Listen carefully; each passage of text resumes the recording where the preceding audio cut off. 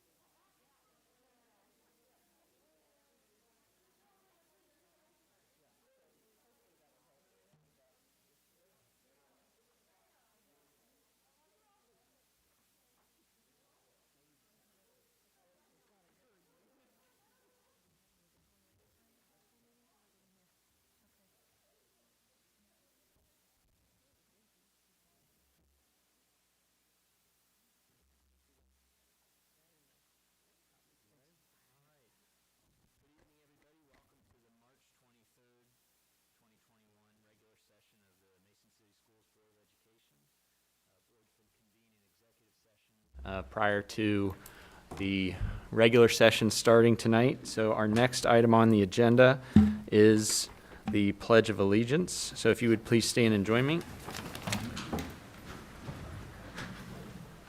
I pledge allegiance to the flag of the United States of America and to the republic for which it stands, one nation, under God, indivisible, with liberty and justice for all.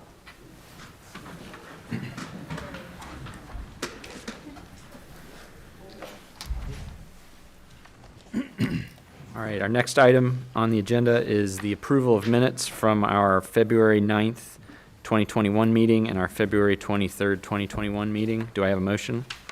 So moved. Second. Any discussion? Sean? Mr. Galvin? Yes. Mrs. Yingling? Yes. Mr. Wise? Yes. Mr. Steele? Yes. Mrs. Vachi? Yes. 5-0. Item number 5, Superintendent's presentation. Well, thank you.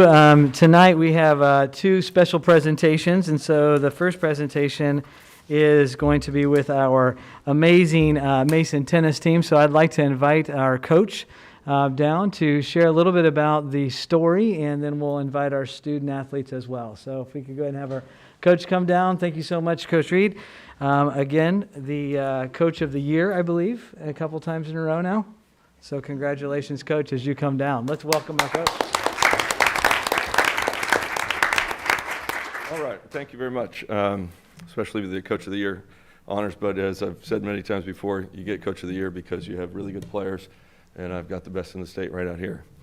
I wanted to start with just explaining a little bit about how high school tennis works, and so you can kind of see how our match happened, the state championship, how things transpired that day.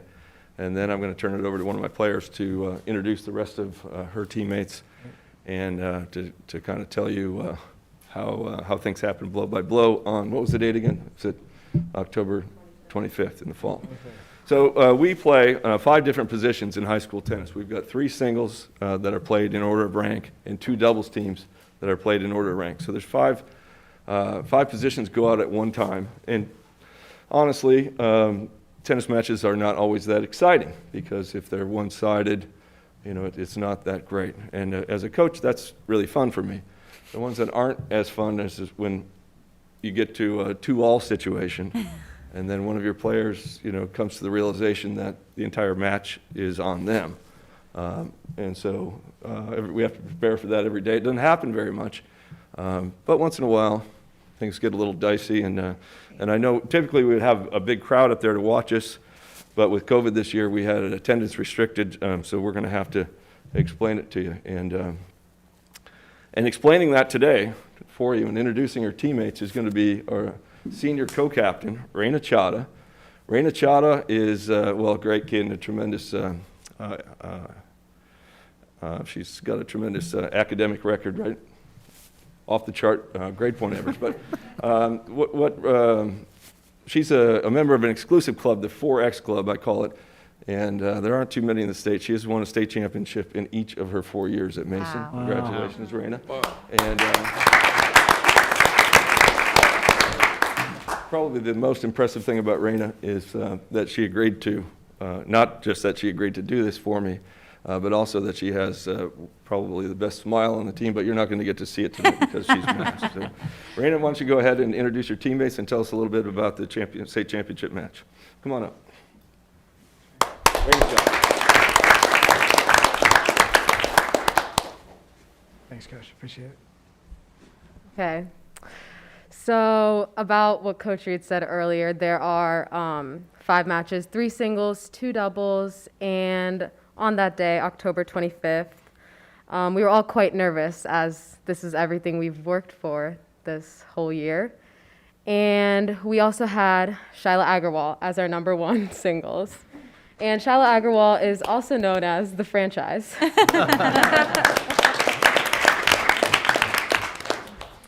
So Shyla was quite tired, where we thought she was at least, as she placed second in the individual state tournament just the day before, playing 2 grueling matches, both 3 sets each. So, but she still managed to pull off a win, giving Mason a lead of 1-0. Wow. Yeah. And at number 2 singles, we have Harshita Upaganti. Can you please step up? Harshita has quite a forehand, and she's well-rounded in not only singles, but doubles as well. She has played countless matches, and yeah, so unfortunately, she lost the match, which created some tension, and caused the score to be 1-1 between the teams. So, yeah. At number 3 singles, we have Rashi Loney, aka the Weapon, or the Secret Weapon, formerly known as the Secret Weapon. But Rashi Loney was able to pull out a win that day, giving Mason a lead of 2-0. Yeah. Wow. 2-1. And then moving on, before I move on to the doubles, I would like to introduce our bench gang. If they could all stand up, please.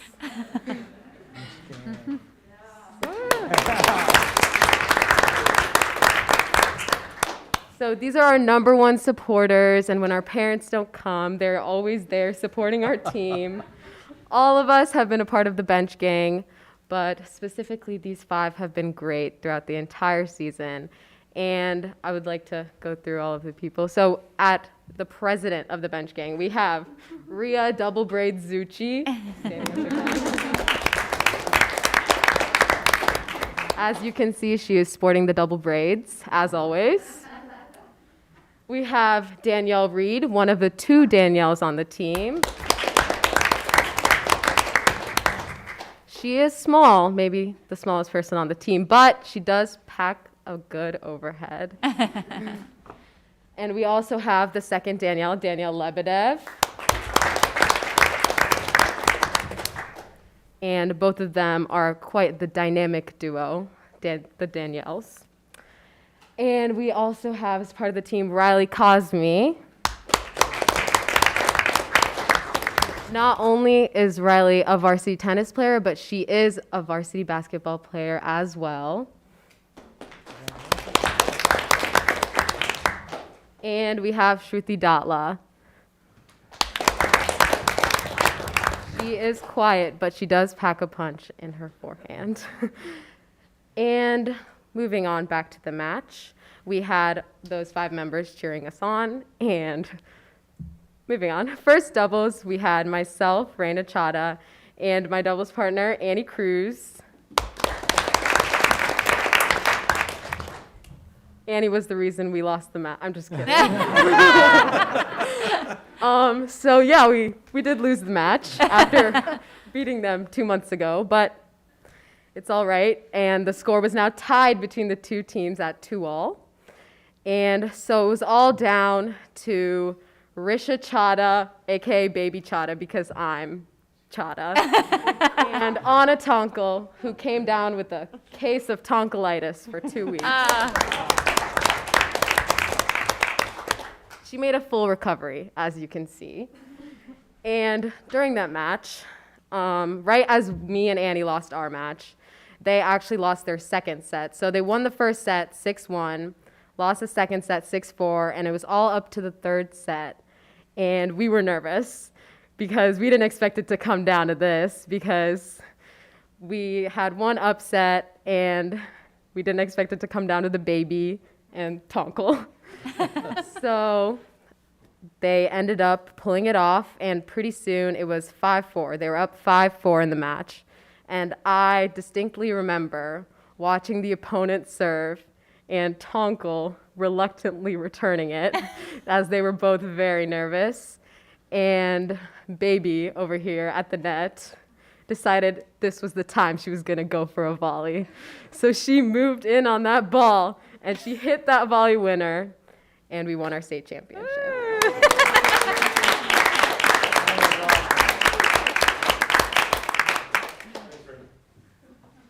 Thank you very much. We appreciate all of you, and it's so fun to cheer you on throughout the season and watch the Twitter updates and everything else. So thanks, Coach. Thanks, team. Thanks for the story. That was excellent. I was right there. Thanks, Greg. Board anything? I would just say I got to go up, I think the last time it was in the spring when Niraj was the state champion for the boys up at the ATP Center. I'm so glad, though, that this experience, unlike that one, is immortalized in our, in our public board meeting in eternity. So I'm so glad you were able to walk us through all those details, and we get to relive them anytime we want to go back and watch. So congratulations, girls.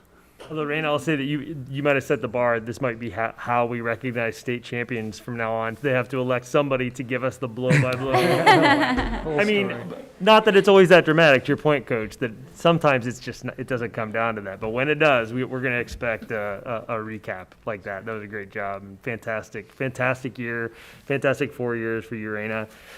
I mean, but if they're 4 in a row and there's a small group of 4Xs, I mean, there might be a group of 4Xs next year, right? And maybe after that one, let's keep that going.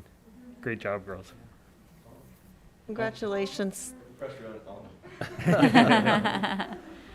Congratulations to all of you, and I hope that you really appreciate the personality that a team takes on. And tonight in this particular group, as Matt said, it was just a really great example, really great stories. Thank you for sharing that.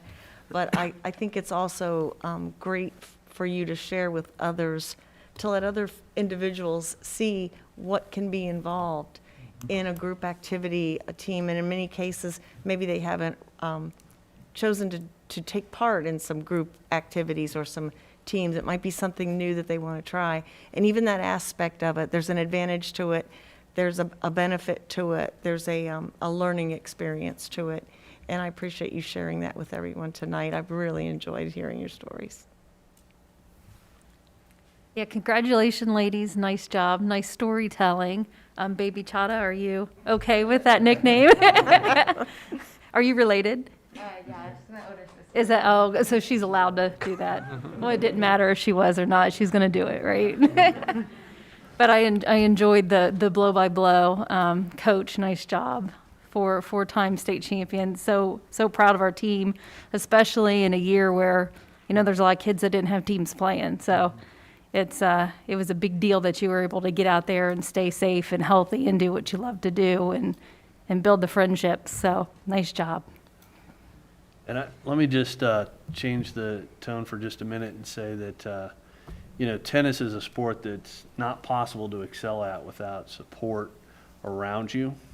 Family support, lots of tennis matches, tournaments, and so a big thanks to the parents. If there's any here who want to stand, that's great, but we really appreciate the parental support that comes with a sport like tennis. We may say the same for the next sport as well. And then, I love, I've gotten used to tennis stories. Seems like we're all getting kind of used to him. Coach shows up. I said we need to make him an ex officio member, like sit him right here so he has a seat. But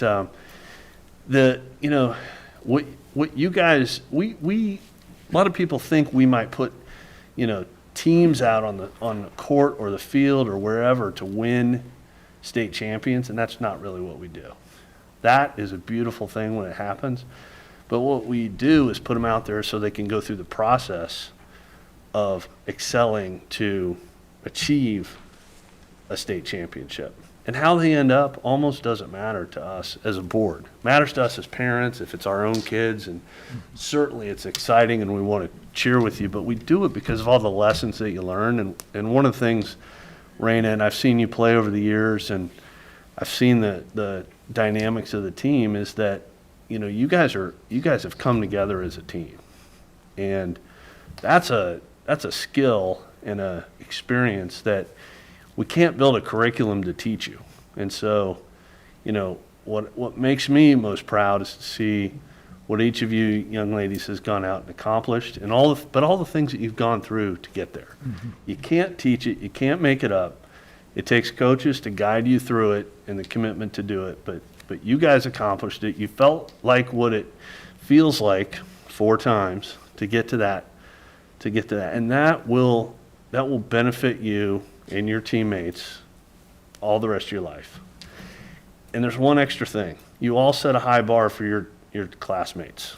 Now, usually I say this, and it's the first time people have heard it, because most kids only come in once for a state championship recognition, but it's really true. You set a high bar. Your friends, your classmates watch you, emulate you, and they pick up things that will help them as well. And that helps our culture around here. And so, congratulations. Thanks, Mike. You know, he's quite a coach. We've joked about it before, but seriously, you know, what an accomplishment and a contribution to this community and to this program. And we appreciate everything you do. And thanks for being here. So. Thank you, Ian. And if you wouldn't mind, we've got 1, 2, 3, 4, 5, 6, 7, 8, 9, 10, 11, 12. I know we've got 12 tennis team members listed on our agenda, and then 1, 2, 3, 4, 5, 6. Do we have enough for the folks that we're? I believe we do, and If not, we'll get a couple more. Well, they know the drill. Should we? Yeah. Come on up. We've got something for you if you want to come down and collect some more hardware for Since us. we're on TV, we'll give you an Air 5 to not cause a, you know, pandemic, you know, panic. nice job. Congratulations. Well Good done. job. Congrats. Congratulations. Well A said. lot of those this year. A lot of air high fives this year. Hey, Congratulations. like October, that was the height of. Yes, there you go. Much. You guys are awesome. job. Thanks for being here tonight. Right? Congratulations. Thanks for telling the story. Well Good done. job. You're tired of high fives. Great job. Double braids. I love that. It's great. Thank you ladies. for being here. Good job. Thank you very much. In basketball too. Point guard, right? Shooting. Yeah, sorry. I've got five left, so.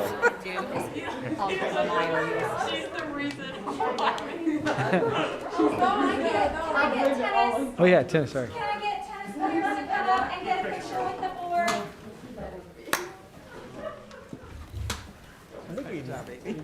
Hey, Amy, I mean, that's important to make sure. Come on.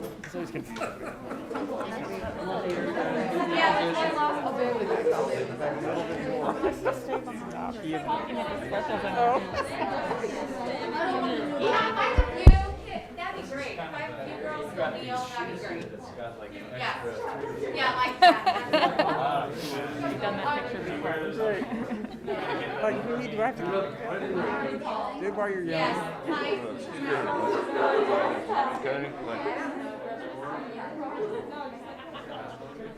All right. Connie, I'm gonna have you come this way. There you go. 1, 2, 3. One more. 1, 2, 3. Congratulations.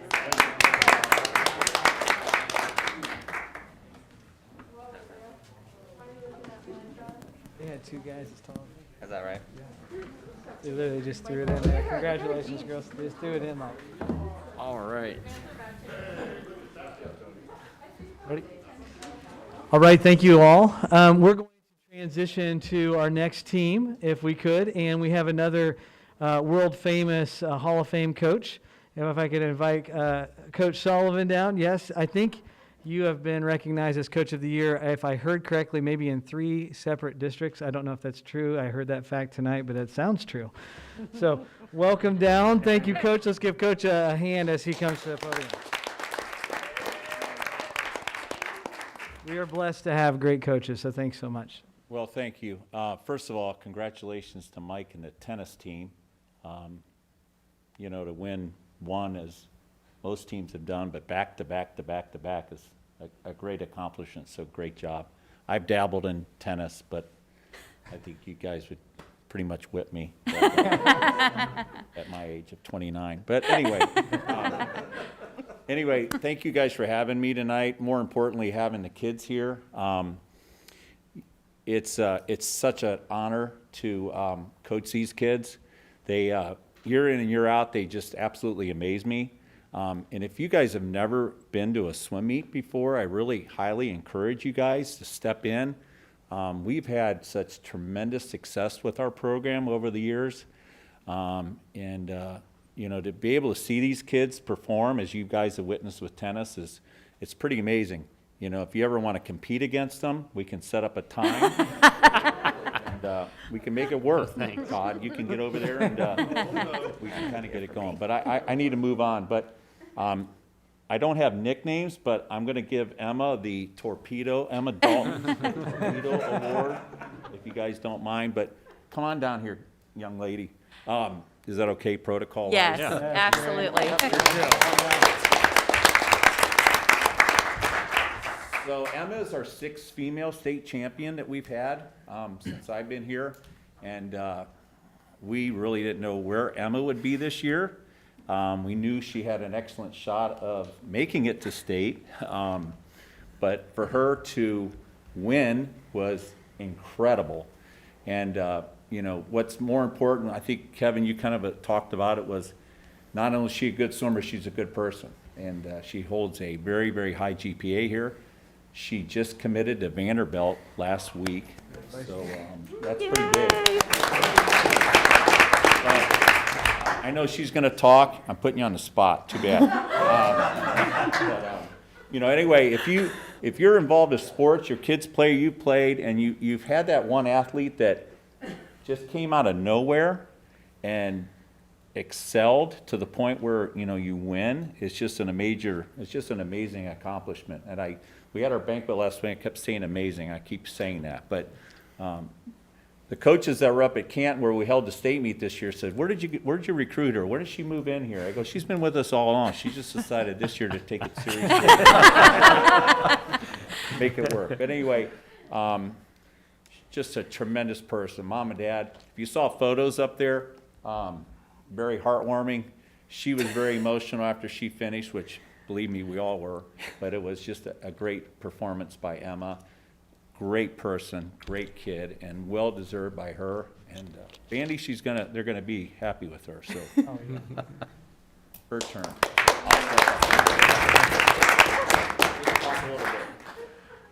I just want to say thank you to everyone. I know you guys play a big part in letting all of the athletics happen, and we wouldn't be able to go up, and especially in years like this, compete in the state meet and everything. So just thank you to all of you. Aw.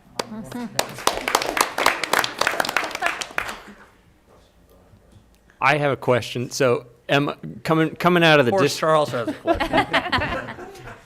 so a line of questioning. I A think line of Charles wants to challenge you to the backstroke. No, That's what I heard him say. I want to live vicariously. So, Emma, you're coming out of the district meet. What was your seed going into the state meet this year? I was seated first by about half a second. Yeah. And have you been up to Canton before as a qualifier? So, what was it like this year having timed finals as opposed to the prelims finals format? I was definitely very nervous because it puts a lot more pressure on the one swim instead of having prelims where it's like, okay, I just got to make it to finals. But it was a lot of pressure, and then especially swimming back to back with the 2 free relay and then 100 backstroke, I was like sort of sprinting down to the warm down pool to then come right back. But I think it was just a lot more pressure only having the one session. So when you were in the race, at what point was it? When you touched the wall, when you looked at the scoreboard, or when you're coming into the flags? When did you know that you had won? I had a feeling I was in the lead from what I could see from the girls next to me, but then I wasn't sure if there was like some people on the outside that were doing really well, so I like leaned back and I saw the scoreboard, and that's when I knew. Awesome.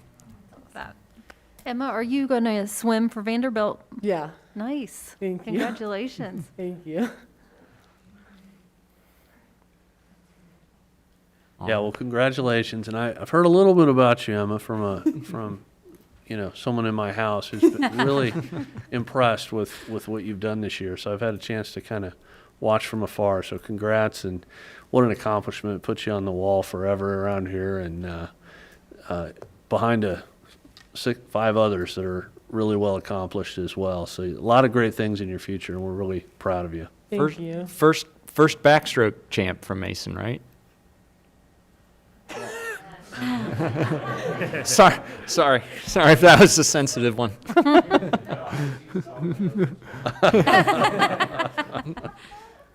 Well, Emma, what a way to go out your senior year. Yeah. I know Coach is joking about you taking it seriously this last year. You don't get where you got this year without hard work for a very, very long time and a lot of time with your parents at swim meets. And so what a way to go out. Congratulations. And sorry, not sorry that you have this accomplishment and then you get up here and he puts you on the spot and you have to talk to us. But we appreciate you sharing your experience, and good luck at Vanderbilt for sure. Thank you. Thank you. Absolutely. What do you want to do when you get out of college? I think I'm going to major in microbiology and then do either PA or dental school after. Okay. That's great. Awesome. Good luck. Wish you the same.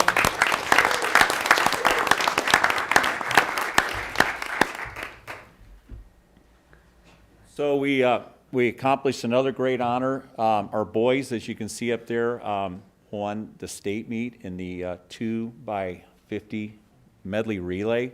So if you're not understanding swimming, that basically we have a backstroke leg, then the breaststroke leg, the fly leg, and then the free leg. So those guys ended up being our very, very first relay champion in Mason swimming history.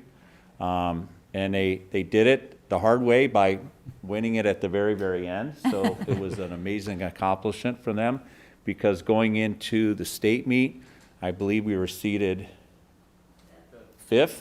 Oh, wow. And we won. I tried to film, and if you want to borrow my camera on that, watch it. I got about 3/4 of the way through, and then my assistant coach grabbed me, and then for the next 4 minutes, it was just basically in my pocket, filming the inside of my pocket. I did not capture the excitement of the kids at the very, very end, but there are photos of the kids. But I failed on that part. I can't coach and cheer and film. That's just not in my, these guys, Miss Osborne knows that with my camera. But seriously, these guys, I mean, rock solid. I have no nicknames. They came up with a few back there that I overheard. They can introduce themselves because I'm going to bring them down. But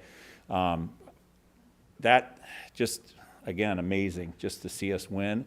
And individually, obviously we had Braden. I don't know if the photo's up of Braden next or if you combine that. Yeah, there he is.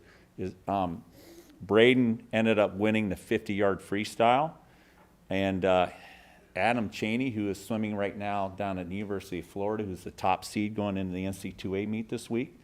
It's 3 years in a row that we've had a state champion win that event, and Braden is committed to West Virginia, and he'll be swimming at West Virginia, where his parents went, so that's a great opportunity for him to continue his swimming. And Kevin's a senior who's not here. He's going to be swimming at Carnegie Mellon. And then, thank God, we have Eli Deviak back and Carl Blamont back because they're both juniors. So we're looking forward to reloading that relay a little bit and making that relay repeat. So I want to really bring those three down, if you guys don't mind. And they can talk a little bit about the excitement of the relay. But just an incredible performance by these guys. So I don't know if each of them will talk, or I'm throwing them out here too. But just a super relay win for us. Pretty exciting to see them accomplish that this year. I think we should hear them in the order in which they swam. All right. So it's a tremendous honor to be standing up here in front of all of you guys. I didn't really imagine this would ever happen before this season, and it's like truly a blessing. And we all worked really hard for it, so it's truly an honor. So usually the state meet, like in years past, because I was there last year with the team, it's like super jam-packed, super loud. Like you can't even talk to the person next to you without having to like repeat what they said or what you said. So this year it was a little bit different, but our parents did a great job, making some energy, which was great. So I was first. I did backstroke, and it's pretty nerve-wracking because, it's the state final, and you don't really know what to expect since it's just time finals, no prelim final. So up there I was pretty nervous, but I tried not to show it, tried to intimidate other people. So as soon as, we went, everything went numb, and I just kind of started spinning my arms because that's kind of what you do in backstroke. So then as soon as I touched Kevin Dovin, who's not here, so I knew we'd got us in a good position. I did what I had to.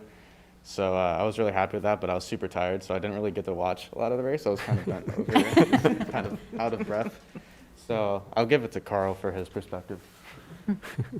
So Kevin would have gone second, but he's not here. So imagine he said, I dove in for breaststroke, and I gave it to Carl. And so I dove in. I knew I had a good start coming off. I already knew I had a good start, so I was feeling good about the swim. And then didn't really hit my turn. That probably set us back a little bit, but I've been to state meet twice before this. I don't get nervous. And and it was really like, I had to catch up a little bit because we were in 7th after Kevin finished and I dove in. And it was, I was like, you know what, I'm just going to do what I know to do. I've swum fly on the relay for the past 3 years, except last year I was on a different relay. But, and it was just, I just did what I needed to do, did my underwaters, did my strokes, and finished into the wall and gave it off to Braden.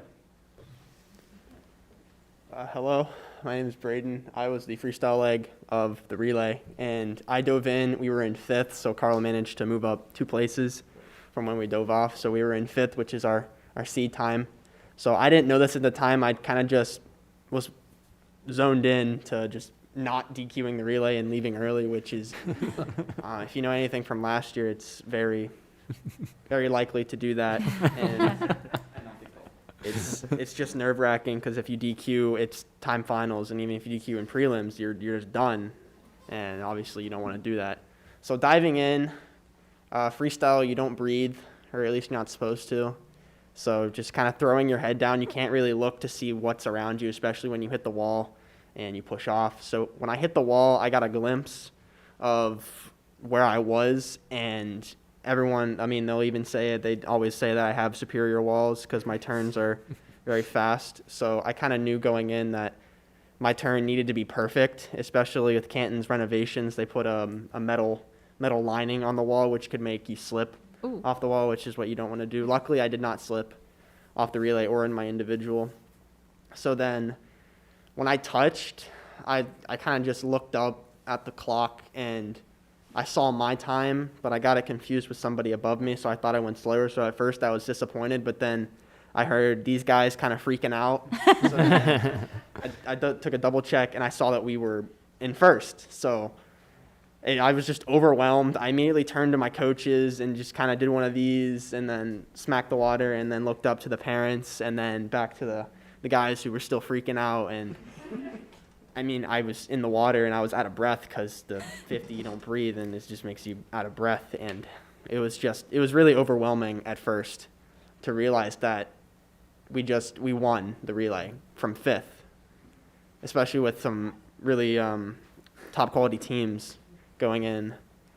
So it was really exciting to be a part of that relay. So thank you.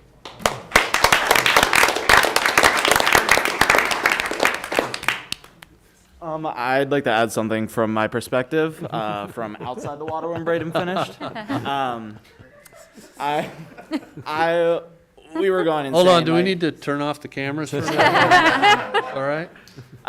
We were going insane. Like right when I got out of the water, I knew we were in a good position. I was like, Braden can do it. Braden's always been able to do it. And so we got out of the water. I got out of the water. We were going crazy, and we were probably when he touched, it was like we just lost it. It was like everything just came together perfectly. Awesome. Love it.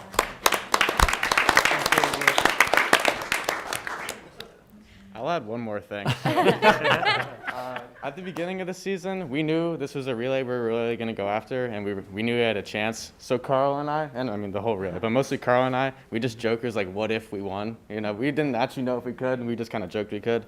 And then as soon as we won, I just kind of thought back to that. I was just like, wow, I was kidding. And now all of a sudden, so that was probably one of the best parts. It was like, all that hard work really paid off. So.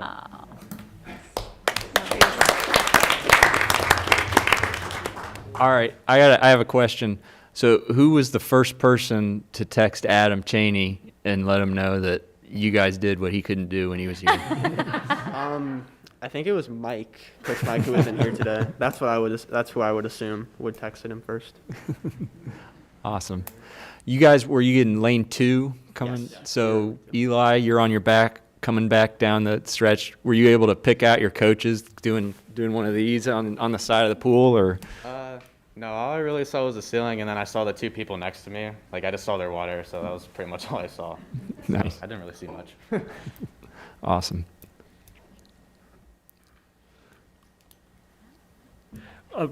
quickly, Raina, see, you did set the bar. Kevin was right. You set the bar with telling stories about the finals. They came in right behind you and did what you did. It's fantastic. Let's keep this up. Tell your friends who win state next year that you set the bar for them. I want to ask a question about the what had to be deafening silence. Like, swim meets are known for being really loud, right?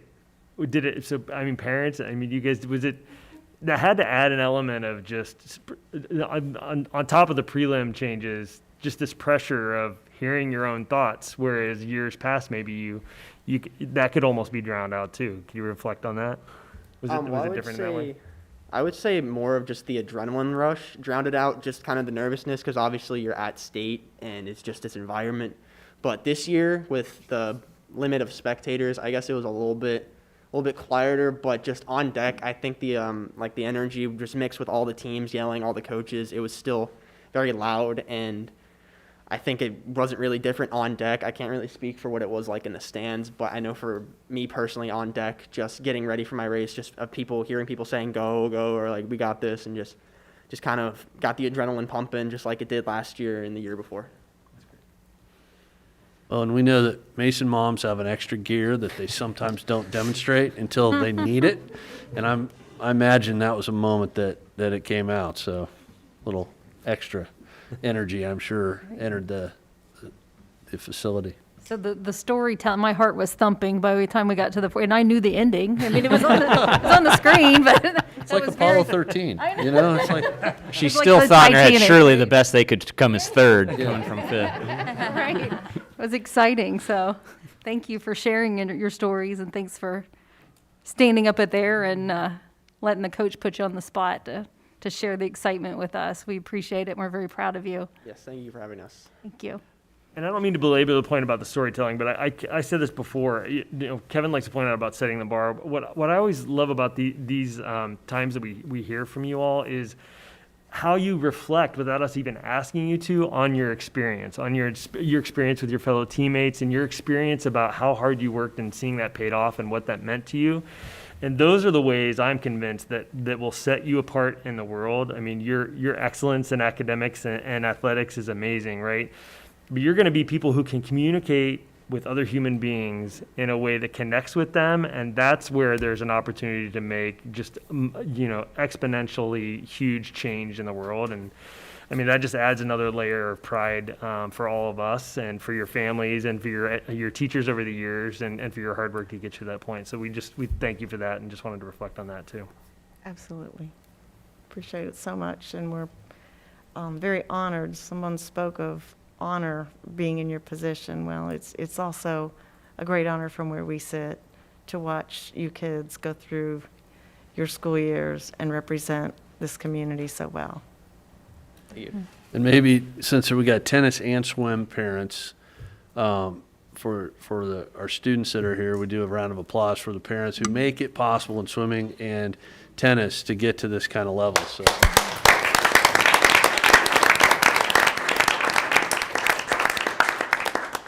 All right, swim gang, come on down. We've got some swell prizes for you, and we'll get a picture.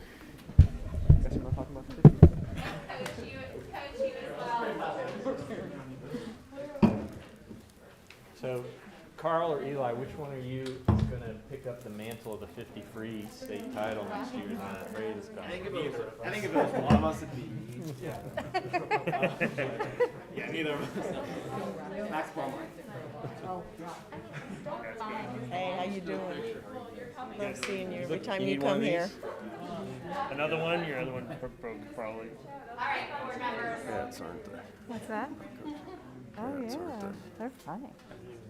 I was cracking up. Yes,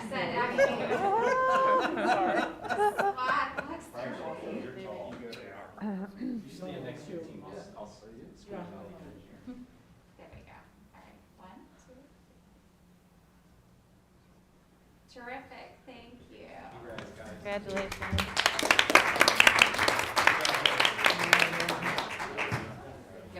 So no breathing. I gave, I did not. I do not. I will. I mean, swimming? Kevin Wu. Very good. Oh, yeah. I'm sorry, I had that wrong. Well, thank you, everybody, for Thought, and I think it was. sharing your success with us. Now This for the is- best news. Yeah, well, we've got, this is a time in our agenda where we pause and let you all move on with your evening if you'd like. So thank you again for coming and sharing your stories with us. Have a good night.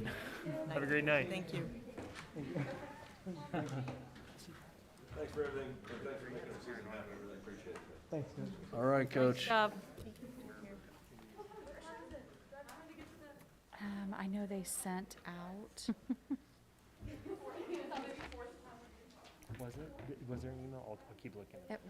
It was one from Natalie, I think. But also Jocelyn. Oh, yeah, because she shared the email. All right. Our next item on the agenda is item number 6, hearing of the public. We have one form tonight I have. So I will go over our guidelines for hearing of the public. All meetings of the board have a open to the public hearing session. In order to prevent disclosure of students' or employees' private information, the board does not allow complaints about specific employees of the district in public session. Each person addressing the board, after they've filled out this sheet and returned it in, they have 3 minutes to speak. Sean keeps our time over there, so if you hear that beep go off, that is the end of your public hearing session. But as always, there's other opportunities and channels to address the board. You may email us, schedule a time. We're all happy to meet with you in person outside of our regular board meetings here to discuss things beyond the 3-minute allotment. Speakers are also members or residents of our district. And with that, I believe that's everything. So our one speaker tonight, Regina Brewer.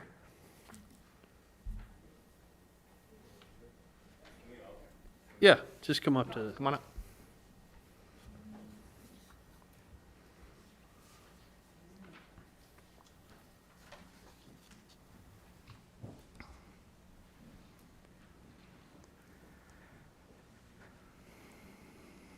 Hello. Hello. Hello. Oh, yeah, you can. I'm Regina. I'm Stefan. And I'm Melissa. And they go to Mason High School. Are we ready to start? Yes, go ahead. So I just want to tell you guys, I appreciate and thank you for really pushing hard. The superintendent told us that you pushed really hard for the kids to actually stay in school and to be in school and for the schools to remain open. But we wanted to see if you could consider for them to not wear masks, at least if it can be considered, at least if they can have a choice. So their constitutional rights, their civil rights, religious rights can be upheld. I just feel like it should be their choice. If you look at the CDC website right now, it talks about how kids 5 to 17 is like a 10%, they classify as 10% of the cases, and so it's very, very low, and I just want to see if you guys could consider them not to wear masks. The mental health and suicide is going up with them, and self-harm and things of that nature. So if you guys could just sit down, talk with them, let them at least have a choice, put the Constitution in it, civil rights, religious rights, since you do teach it here in the school, we would definitely appreciate it, and I'll let them just talk. Yeah, I'm Stefan. I'm a senior at this school, and I'm just gonna be honest. This school is awesome. You know, like, this is nothing against like any of you or any of the students here. When we first got here, it was too good to be true. Like, people were nice. I was like, bro, why is everyone so awesome at this school and so easygoing? But it got to the point where it got to the point where some kids were like kind of afraid to talk, and I would talk to them at lunch. I'd be like, hey, what's up, man? And they were just like kind of, you know, like in their corner and kind of shy and things like that. And I'm not that shy of a person. I like to talk, and I like to, just communicate with others and stuff. And I'm a touchy-feely guy too. So sometimes, I'll put my hand on their shoulder or something like that. But, and I was just like, oh man, this kind of stinks because they have to have a mask on, and I can't see their faces. I can't see expressions. And most people, when, we were in here, we've been kicked out like 3 times because of our, because we haven't had our mask on. And, I thought that was kind of sucky because I'm doing pretty well right now in the school, and yeah, sorry, I'm sorry. Yeah, go ahead. Oh, do you need to talk? Oh yeah, okay. And I'm doing. I feel like I was talking too much. Sorry, but I'm doing really well right now, and I missed one of our tests or whatever. I had straight A's. I missed one of our tests, so now I have a C in a class. I was kind of mad about that, because I can't come into school without a mask. So, So we just want you to just consider their rights as well. Well, thank you. I didn't say this at the outset. The hearing of the public portion, we don't vote on anything during that. I'm sure you guys know that, but appreciate you coming and bringing your comments. And we've got your contact information as well.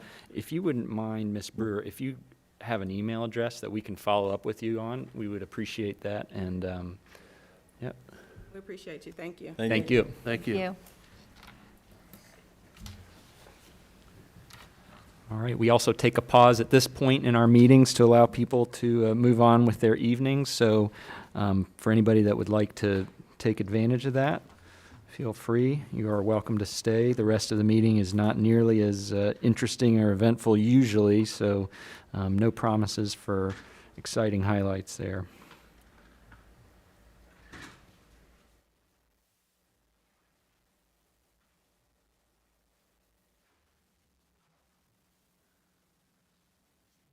Item number 7 on our agenda is resolutions.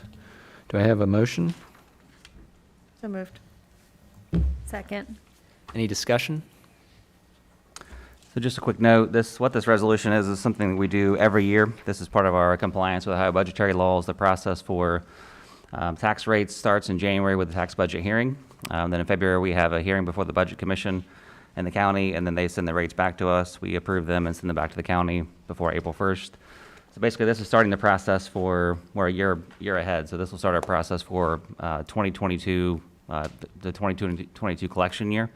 One of the things that's most important to note on this particular tax rates and amounts resolution is that it does highlight the fact that we are anticipating a drop in our bond millage from 7.5 down to about 1.5. So that drop is what will fully offset phase 2 of our operating levy. And so we will, like we've been talking about over the last year, our voters, we do appreciate their support, but this will offset that second half of that operating tax levy. So we will not see an increase in payments for next year. So this is all part of that process. Thanks, Sean. Any other discussion? Sean? Mrs. Yingling? Yes. Mr. Wise? Yes. Mr. Steele? Yes. Mrs. Batchy? Yes. Mr. Galvin? Yes. 5-0. Item number 8, non-district funded positions. Do I have a motion? So moved. Second. Any discussion? Yeah, the one thing I'd just like to point out, this is a longer item, but there is one piece in here that the Mason Schools Foundation, if I see this correctly, yes, if I'm in the right section, has paid for and funded above and beyond to have a speaker for inspiring inclusion. So I just want to thank them publicly and recognize that because those partnerships, it allows us to go above and beyond some of the things we're able to provide with our budget as well. So thank you. Thanks, Jonathan. Any other discussion? Sean? Mr. Wise? Yes. Mr. Steele? Yes. Mrs. Batchy? Yes. Mr. Galvin? Yes. Mrs. Yingling? Yes. 5-0. Item number 9, administrative personnel, superintendent's recommendation. Do I have a motion? So moved. Second. Any discussion? Just congratulations. Good to see a plan in place. And we're so excited about the future comment that we get to meet soon. She's kicking tonight too, so. Is she? Excited. She's going to be a swimmer. Right. Oh, man. All right. Any other discussion? All right. Sean? Mr. Steele? Yes. Mrs. Batchy? Yes. Mr. Galvin? Yes. Mrs. Yingling? Yes. Mr. Wise? Yes. Well, glad there wasn't We've already got the longer. votes. Might have been different. She has a good plan in place. That was last. I did think about it. All right, item number 10, certified personnel superintendent's recommendations. Do I have a motion? So moved. Second. Any discussion? Karen Vohm is a person that is on this list that is, I can't just go through this without saying a word. All of our teachers do an amazing job and they build the joy of learning into our kids. Karen's one of those teachers that was born with this love, this joy, this gift to give to kids, and she's been doing that every single minute. She packs more into, I mean, she has more energy than anyone you've met, and she just has she just exudes this enthusiasm about learning. So I just want to congratulate her, thank her so much for all that she's provided for our kids, and yeah, we'll miss Mrs. Vohm in that role. So hopefully we'll be able to pick her up somewhere else along the way, maybe as a sub or something. But she's just been phenomenal. So just want to point that out. Thanks. Thanks, Jonathan. Any other discussion? Sean? Mrs. Batchy? Yes. Mr. Galvin? Yes. Mrs. Yingling? Yes. Mr. Wise? Yes. Mr. Steele? Yes. 5-0. Item number 11, supplemental personnel superintendent's recommendation. Do I have a motion? So moved. Second. Any discussion? Sean? Mr. Galvin? Yes. Mrs. Yingling? Yes. Mr. Wise? Yes. Mr. Steele? Yes. Mrs. Batchy? Yes. 5-0. Item number 12, resolution for hiring non-certified supplemental personnel superintendent's recommendations. Do I have a motion? So moved. Second. Any discussion? Sean? Mrs. Yingling? Yes. Mr. Wise? Yes. Mr. Steele? Yes. Mrs. Batchy? Yes. Mr. Galvin? Sorry, Yes. 5-0. I didn't know there was a video, sorry. Item number 13, classified personnel superintendent's recommendation. Do I have a motion? So moved. Second. Any discussion? Yeah, just two notes here. One, I'm very grateful Heather Smith is willing to step into the interim administrative assistant role to support our office, the board, myself, and the rest of our team. But also just want to congratulate Teresa Kelly. So sad to see her go. She has served as my executive assistant for 4 years, done a fabulous job, and she is on to other exciting adventures and journeys and another new opportunity to use her gifts and skills to serve. So I want to congratulate, wish her the very best, and a thank you for Heather for stepping into that. We are all going to be very sad to see Teresa go, but we are grateful to have Heather in that role. Any other discussion? Sean? Mr. Wise? Yes. Mr. Steele? Yes. Mrs. Batchy? Yes. Mr. Galvin? Yes. Mrs. Yingling? Yes. 5-0. Item number 14, policy change recommendations. Do I have a motion? So moved. Second. Actually, this is just a first reading, so we Yep. don't have a, there's no motion on the ground, so apologize. To discuss, we could. Yeah. So this is first reading. We had our policy committee to review these. The way that process works again is we work with the policy crew that gives this to us, work with our attorney, then we work as a team to go review this, and the policy committee meets and reviews this with has 2 board members on that. We go through it. This set of policies specifically have a lot of updates because of Ohio Revised Code being updated, so a lot of it's small language tweaks. For example, when you look at computer and networking, it's updating some of the old language from things that were in the past and updating those to new language pieces just so that it's more current in language. So, and people have from now until our next board meeting to review those. Or if you have any questions, I'd be happy to sit down with anybody. So we don't take roll on this one. We're doing our first reading. All right. Item number 15, action items, superintendent's recommendations. Any motion? Or do I have a motion? So moved. Second. Any discussion? I'm going to highlight a couple of quick items, and if you have any questions, let me know. One thing on here, the Live Safe platform is the a new updated version of the safe tip line. It's a continuation of that, but it's now more robust, more comprehensive, and they've been bought out, and it's a part of a program that we've reviewed and brought to the Safe and Inviting Schools Committee as well. So they reviewed that so that you know that what's on here for that piece. There's some other contracts on here. Todd walked us through with our Facilities Committee. You'll see on letter E, for example, that we are replacing a boiler to make sure that things are working properly with our heating and cooling. And then I think there's also another one on the next page with a rebuild of a boiler over here at the high school. So we appreciate your forward planning on that, but that's what that's highlighting in this portion of the agenda.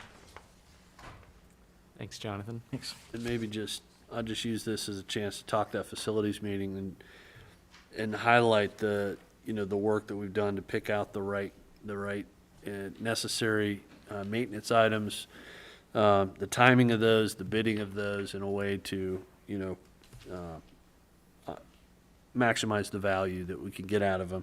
But also always need to point out that the ability to do this kind of maintenance requires long-term planning, and not having to be under the gun on, short money or something to do something halfway that costs you 3 times as much in the long run is always critical. So I appreciate Todd and the team keeping that in front, keeping a plan in place so that we don't face those big issues if we don't have to. So these are big, but they could be a lot bigger if we weren't managing them, proactively. So thank you for that.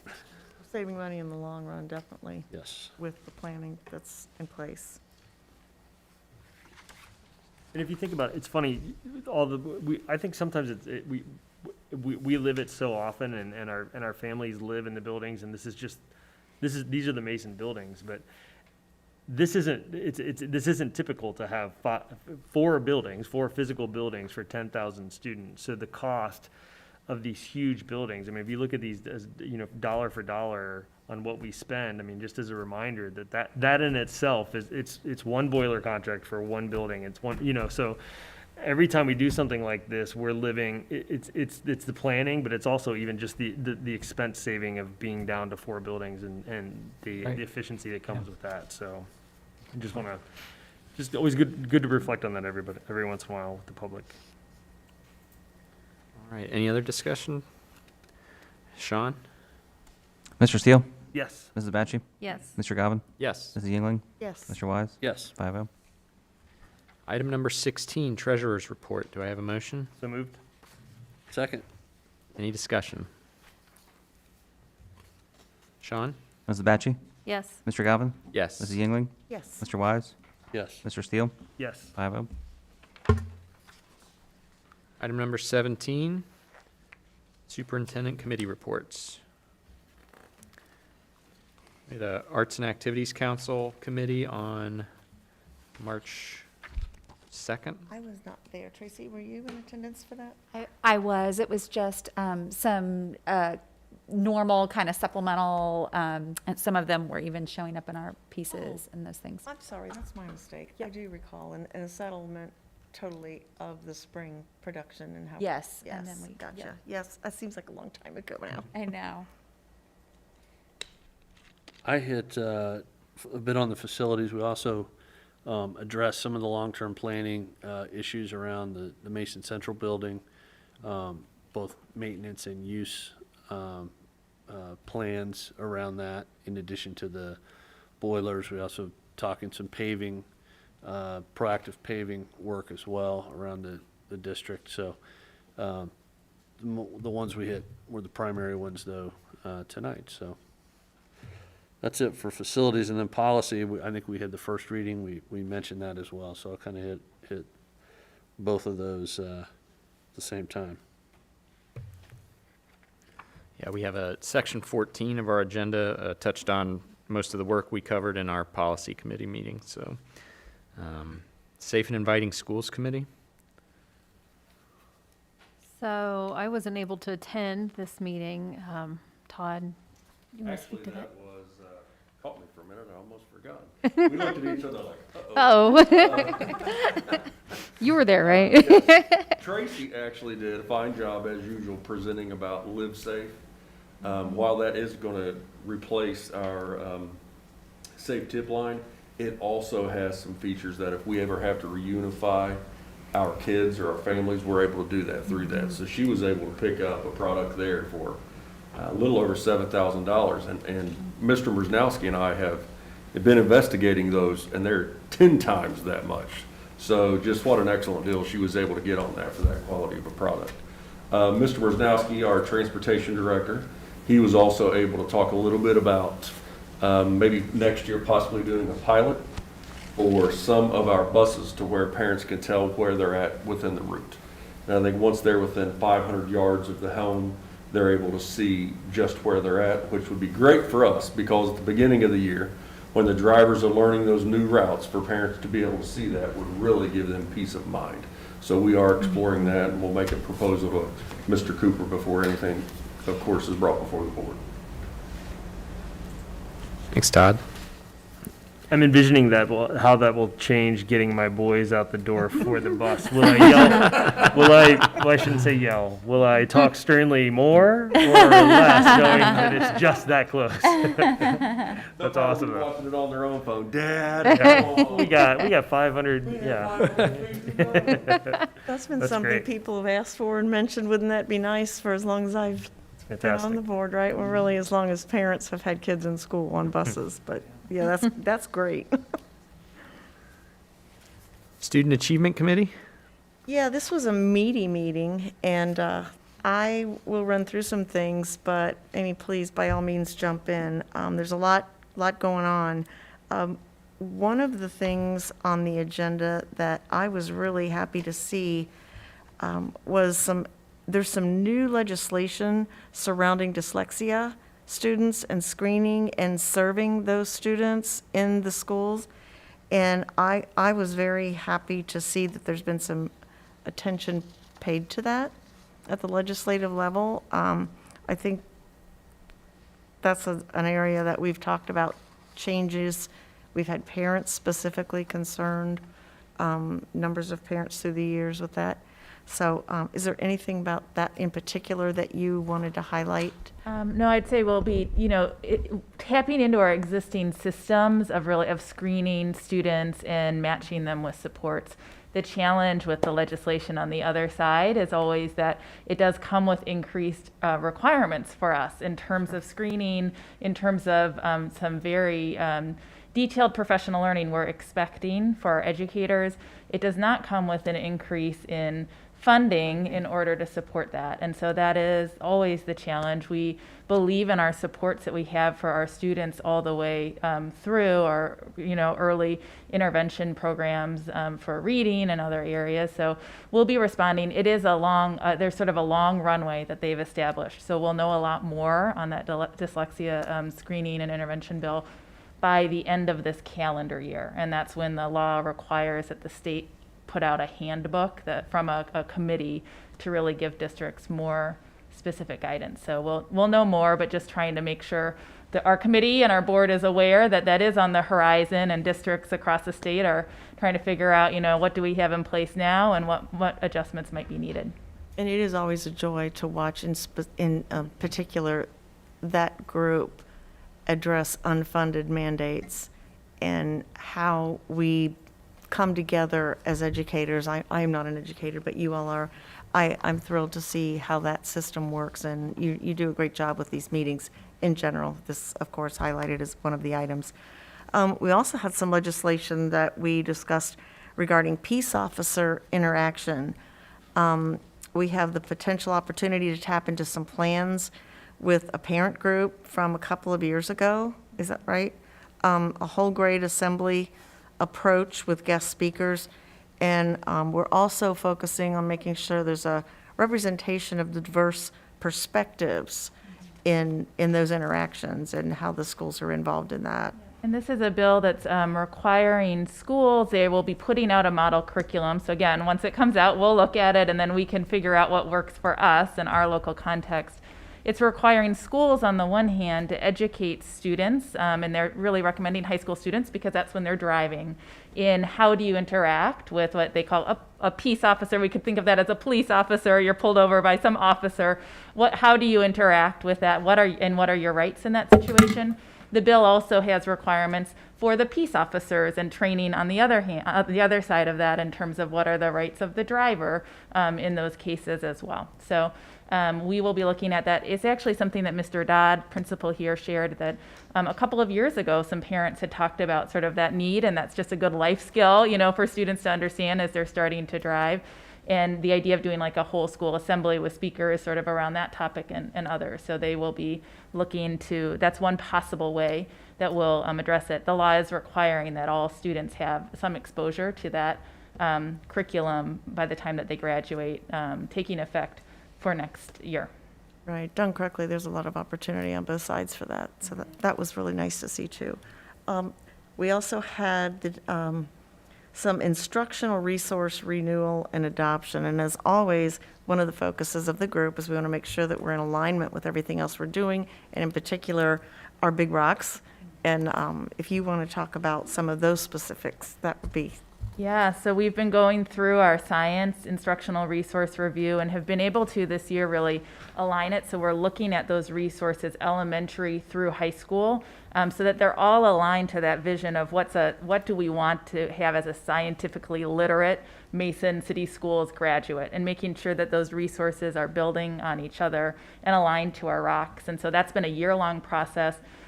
We have teachers right now starting to pilot units from the programs that through going through a rigorous review process, involving some of our Student Achievement Committee members as well that they thought are the best fit.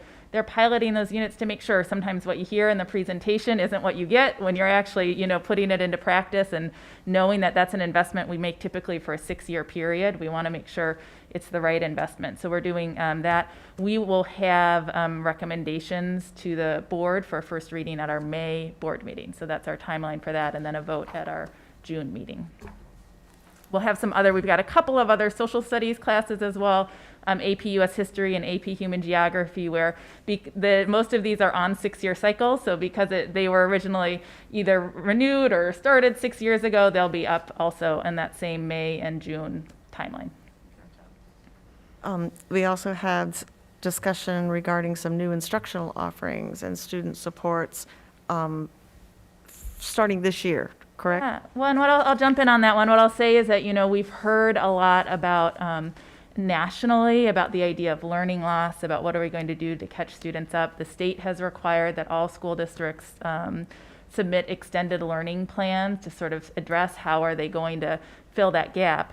As I think, So nice of them. I know, isn't it? So I think, as Mr. Cooper shared last month, that we have been in a different situation. When you read a lot of the national news articles, and sometimes these districts where maybe they've been remote almost until now, or they don't know where many students are because of the challenges of that district or those communities. Thankfully, that hasn't been us. And the reality that we've been able to give our families a choice and to find something that works for them, that we've been able to be open 5 days a week since day one, means that our data looks different as well. And so we shared at the meeting just our initial look at our data from first semester. And what we see is that we're tracking on trend with our MAP data, for example, as we have in previous years. When we broke that down to look at, is there a difference between our online and our in-person students, knowing online was new. That's not a model that we've done, year in and year out. We did not see significant differences as a whole between those two student groups. There are a couple of subgroups within there, our English learners and our economically disadvantaged students, where we're digging in deeper to look at some of those needs. But it's not the kind of situation that you might be reading about in the national news.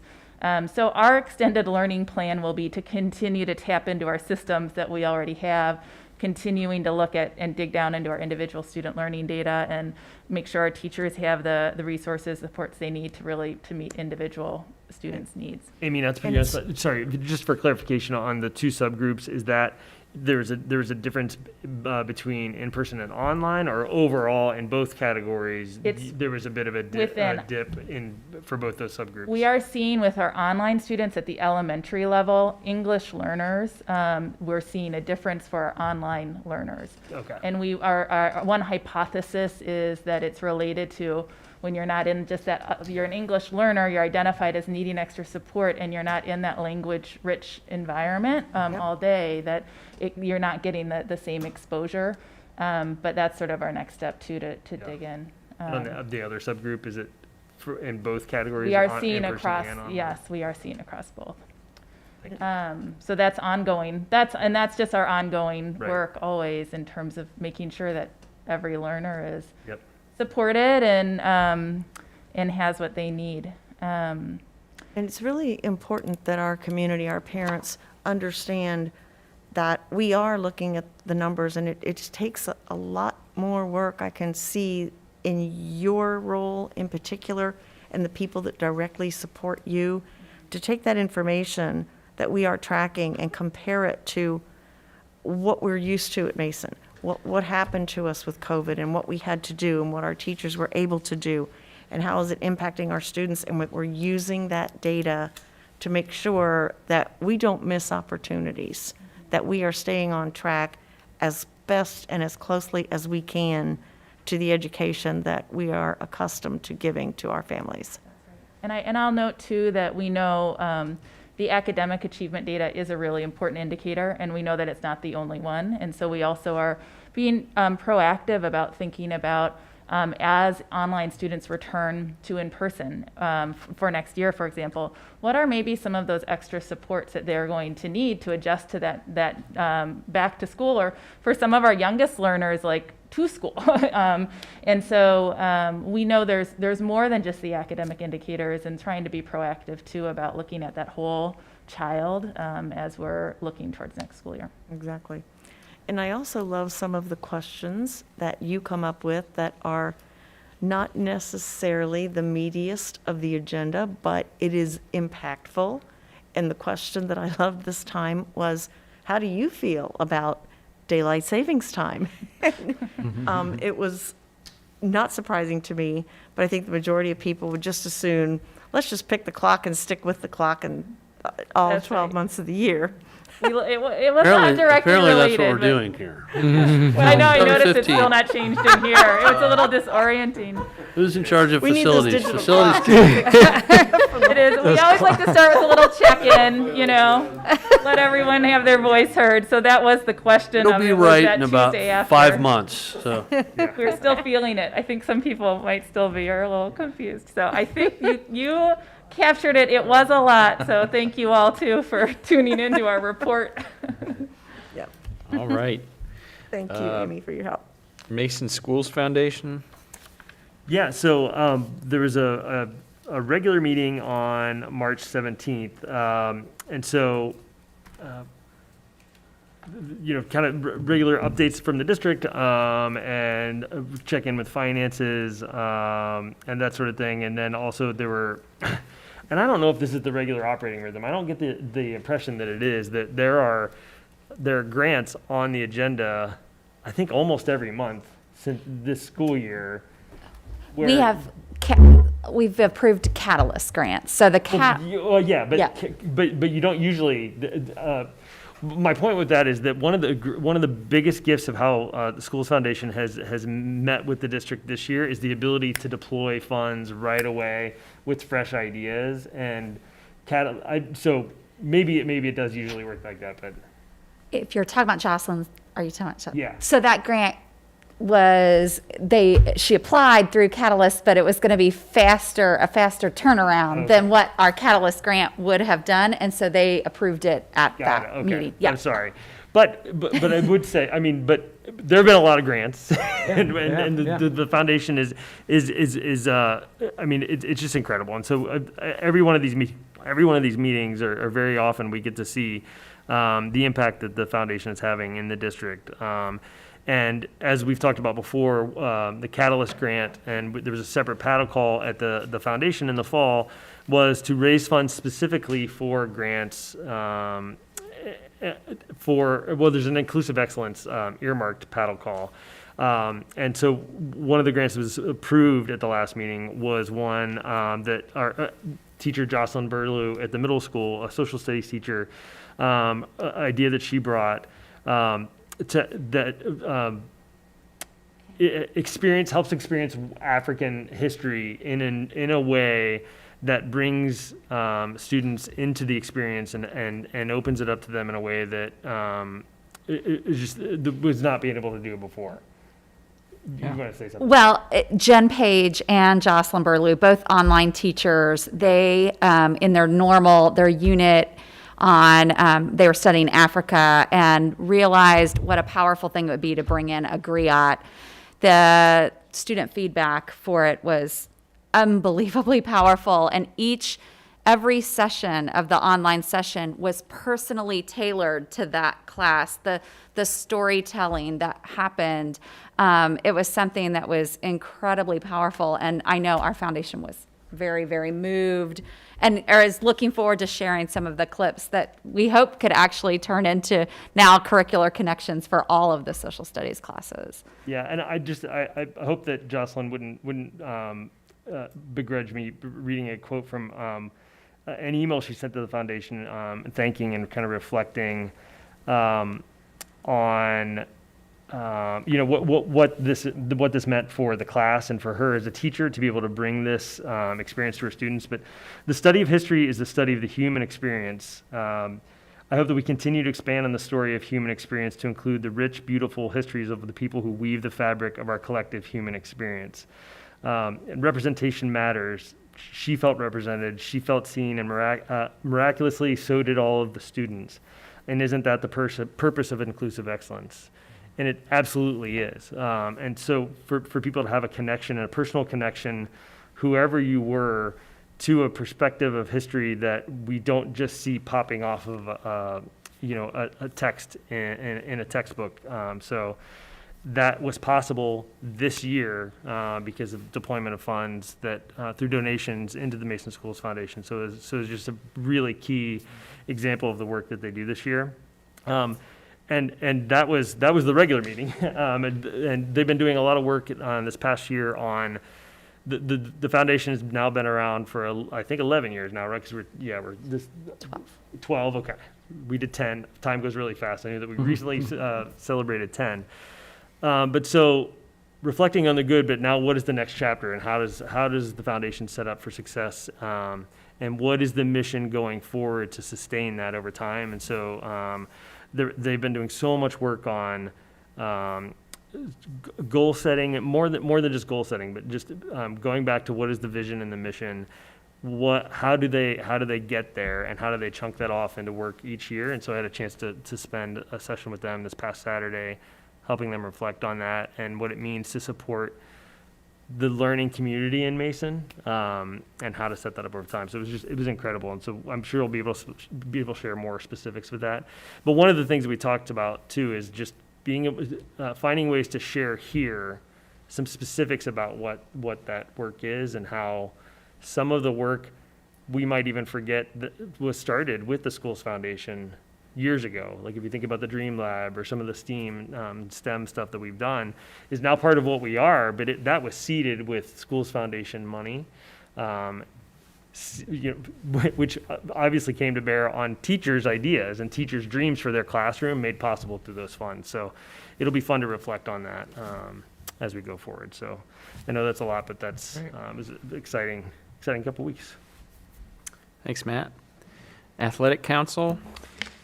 Yeah, Athletic Council, we have quarterly meetings with Athletic Council. This last meeting we went back in time and looked at this year, and we reflected on the budget and how there has been a significant impact, as you could imagine, to the budget. You heard some of the athletes talk about not having spectators. Well, when there are no spectators, those are ticket sales, we call it the gate, and then you also have concession stands. So there's been a significant impact financially. We've worked as a district, I know Sean can speak more specifically, but how we have tried to make sure that we balance the books for athletics to continue the programming that we have. As I remind everyone, our athletics program in general is ranked in the top, I think, 5 in the state as one of the most comprehensive athletic programs, number 1 in the GMC about 12, 13 years in a row. So we want to continue what you saw tonight, giving kids opportunities not just to win state, but to achieve teamwork, to achieve everything that they do along with. So we talked a lot about that and how we are going to continue to be strategic with the budget.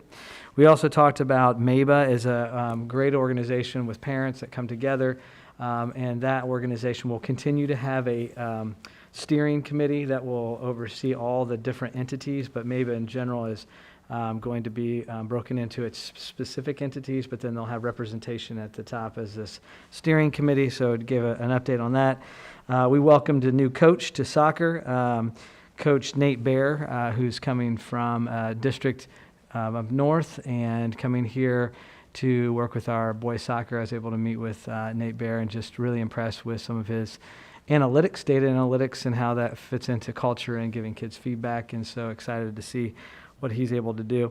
And then we talked about some of the spring protocol and with some of the new guidelines with spectators, how are we working with our health department to open up as much as possible as we go into spring sports. So right now it's 30% and we're trying to maximize as much space as we can to get as many spectators as possible. So it'll be the most we've been able to do since last year or even before last spring. So hopefully we're going to continue to open that up and invite people to join us to cheer on our students. It's exciting to see people at the baseball field on the way here. We're getting there, yeah. And we've had to make some adjustments, but the more people we can get there, the better and more atmosphere we create for our kids. Thanks, Jonathan. Thanks. All right, item number 18, legislative update.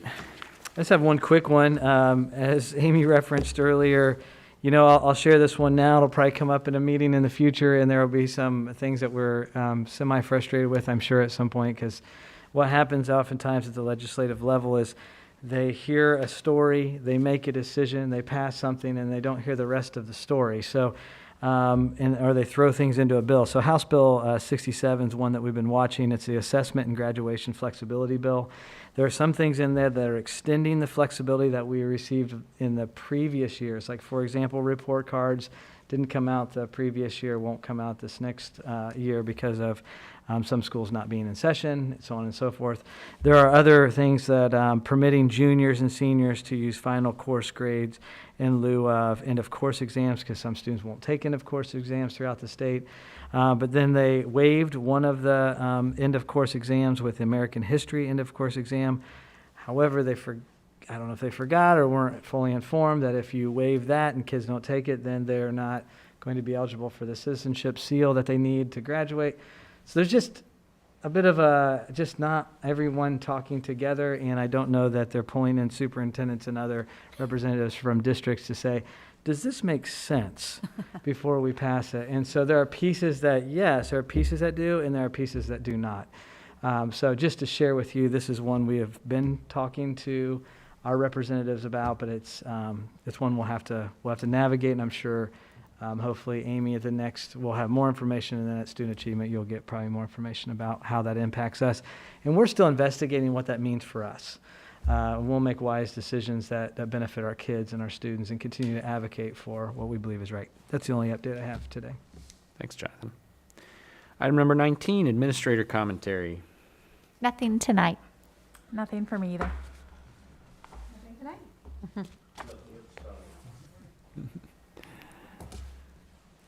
Nothing. I just want to thank the Mason Schools Foundation for pointing that out. The visioning is so important, and as a district, I just want to remind everybody we put out a thought exchange for people to engage in our visioning process for the journey to 2030. So if you're tuning in, please give us your thoughts. So important for us to have that feedback. Thanks. Thanks, Jonathan. Item number 20, board commentary. Desiree? No, nothing for me tonight. All right. Matt? Yeah, really, we've said it. We've said a lot tonight. Nothing further. All right. Kevin? Well, Ms. Brewer, now's the time to make a comment. First of all, I appreciate you coming and sharing your point of view. We have been in a constant battle to keep the doors open, and we've chose early to pick our battles, and we picked quarantine distance as a way to keep kids in school. And so I applaud the administration for doing that. But I also just want to thank you for having the courage to walk in here tonight. I think our whole society is going to go through a challenge on how to take these off and feel comfortable. I think it's more than a science thing. I think it's an emotional thing. And so I'll remember this night, the night you came in, and hopefully we can celebrate down the road when we all have them off. So thanks for being here. Other thing I wanted to point out is Congress just passed a very large bill, and one of the parts of that bill is support for counties. It's a unique bill in that normally dollars go to states and they get sent out based on lots of rules. This particular one has dollars going directly to counties, and Warren County has publicly talked about getting $45+ million. I think Hamilton County around $240 million. I've heard the commissioners talk about the concept of using those dollars to finance a property tax reduction. It might take a lawsuit and a battle, but I think that is a tremendous idea. And if anybody's listening who's interested, let the county commissioners know that you support that. As you know, lots of the property tax goes to schools. Their approach would be not to remove the school funding, but to actually replace that with the funding that they've gotten and relieve the burden on the property tax payers.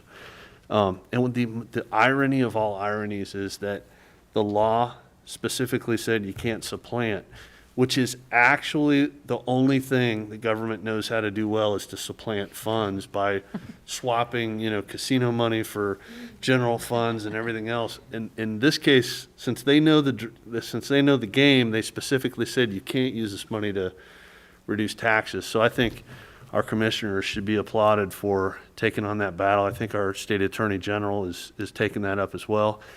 And for somebody on a school board, I think should be very supportive of that, because that money can go best to, if we're going to support people who are dealing with COVID, let's put it in their pockets so they can deal with it. So applaud them for that, and let them know if you support that. So that's it. Thanks, Kevin. Connie? Good, except I'll just add, Ms. Brewer, thank you to your children as well for coming tonight and being willing to speak. Appreciate that always. That's all I have. All right, and I will round us out tonight. I will echo what Kevin and Connie said. Thank you for coming, Ms. Brewer, and thanks to your children. I think we probably could have a list of, we could count on one hand the folks who are able to attend a meeting start to finish tonight who are not here by compulsion or other, other circumstances. So we appreciate your comments. I appreciate you providing your contact information. I think you'll be hearing from us for sure afterwards. And, I think we all agree that we look forward to continuing to advocate for all of our district and to try and move things forward and get everybody back to a comfortable place sooner rather than later, and helping our decision makers up in Columbus and DC and down at the CDC see the progress that we've been able to make, and hopefully counter some of those other ill effects and unintended consequences that have come with mask wearing and things like that. So with that, we would normally adjourn, but I am going to make a motion to enter into executive session for the purpose of preparing for bargaining sessions with public employees concerning compensation or other terms and conditions of their employment. Second. Any discussion? Sean? Mrs. Batchy? Yes. Mr. Galvin? Yes. Mrs. Yingling? Yes. Mr. Wise? Yes. Mr. Steele? Yes. 5-0. All right, and this is not the end of our meeting, but I anticipate that when we come out of executive session, we will simply convene the meeting. So for those that want to see a ceremonial ending of the meeting, you're welcome to wait in here, but otherwise, enjoy your evening. Thank you. Enjoy.